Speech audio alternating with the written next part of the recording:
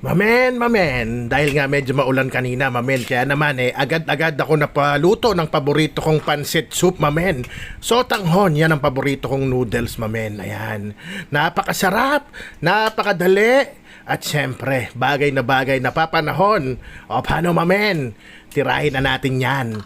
Baka tirahin pa ng iba. Mamen, kung nandiyan ka pa, basic nga naman talaga ang tirada nito, mamen. Gisa-gisa lang, kaya naman ishare mo na para kung gagawin mo, madali na hanapin sa Facebook mo, mamen. Ayan, inuna kong ilagay itong atsuete seeds, mamen. Pinakulay ko muna sa mantika. Kung wala ka niyan, pwede ring atsuete powder, mamen.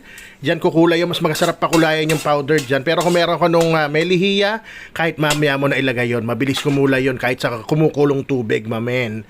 Ayan, huwag nyo tatagalan yung yung atsuete, pumapait yun eh. Tapos nilagay ko na nga itong puwet ng manok na metaba para magmantika na rin siya dyan. Masarap kasi lasa nun. At naggisa na ako, mamen. Rekta na, bawang at sibuyas lang, mamen. Hindi ako naglalagay ng luya sa sotanghon soup, mamen. Parang maglalasang tinola yan. Pero ikaw, kung gusto mo naman maglagay, sige, kung nalalansahan ka. Pero ako kasi, mamen, walang lansa yan kasi talagang sasangkutsahin ko ng todo yan, mamen. Aantayin ko lumabas yung katas niyan. At aantayin ko magmantika. Tsak na tsak yun, mamen. Walang lansa. Ayan na nga, lumabas na yung katas niya, mamen. Yung natural na tubig sa katawan ng ating nokma, mamen. Pero hindi pa tapos. Si mamen dyan, sasangkutsahin pa niya yan. Pero dyan pa lang, timplahan na natin para may lasa na kagad siya dyan. Patis at paminta lang muna, mamen. Goods na yan. Medyo marami yung patis kasi marami tayong isasabaw dyan. Pero syempre, wag nyo sagarin ha. Mas okay na yung medyo kulang, madali magdagdag kaysa sumobra. Ayan, mamen, pangalawang takip ko na yan. Pagbukas ko, mga after 2 to 3 minutes, ayan, mamen, tingnan mo. Nagmantika na, mamen. Wala nang kalansa-lansa yan. Goods na yan. Kaya ngayon, pwede na natin isunod yung mga sunod na ilalagay natin, mamen. Basic na basic lang talaga to. Napakadali sundan, mamen. Pero bago ko ilagay yon, gusto ko bigyan ng onting tusta yung manok. Kaya niluto ko pa siya ng another 2 minutes, mamen. Alam nyo naman, pag may tusta, mas rapsa. Kaya nilagyan ko ng tubig, mamen. Mahigit 1 litro na yan. Pero dinagdagan ko pa, tapos nilagyan rin natin yan ng chicken cube, mamen. At dadagdagan ko na rin ng onting chicken powder, mamen. Kasi isang chicken cube, good for 1 liter yon. Pero ikaw, kung okay na sa yon, nasa panlasa mo na yan, mamen.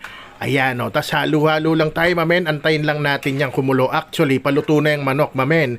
Papakuluan ko na lang yan ng 5 minuto para talagang luto, mamen. Ayan na nga, mamen. O, diba? Napakalapit na sa katotohanan niyan. Kahit may noodles na yan, mamen, magkakanin pa ako dyan. Ito, timusan na natin, mamen. Pag may kulang, dagdagan nyo. Ako, ang diferensya na lang, onting alat, mamen. At ang gamit kong sotanghon, ito lang lagi kong ginagamit. Longku o kaya yung Sapporo, mamen. Ikaw, kung yun ang trip mo, try mo. Pero kung may gusto ka kasi kanya-kanya naman yan, yun ang gamitin mo. Walang pipigil sa'yo dyan, kusina mo yan, diskarte mo yan, mamen.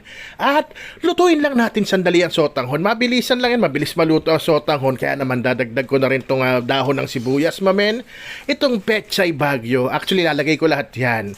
Kasi paborito ko yan, kasi malutong yan, mamen. Kahit medyo ma-overcook mo yan, malutong pa rin yan, mamen. Pero syempre, di natin i-overcook yan kasi luto na yan, mamen. Ayan o, nilagay ko na yung itlog at rekta mangkok na yan, mamen. O, lagyan nyo ng sabaw, lagyan nyo ng noodles, lagyan nyo ng manok, lagyan nyo ng itlog. Tapos bikwasan nyo ulit ng dahon ng sibuyas, mamen, at crispy fried garlic, mamen. At syempre, isigaw mo na. Rapsa! Mamen.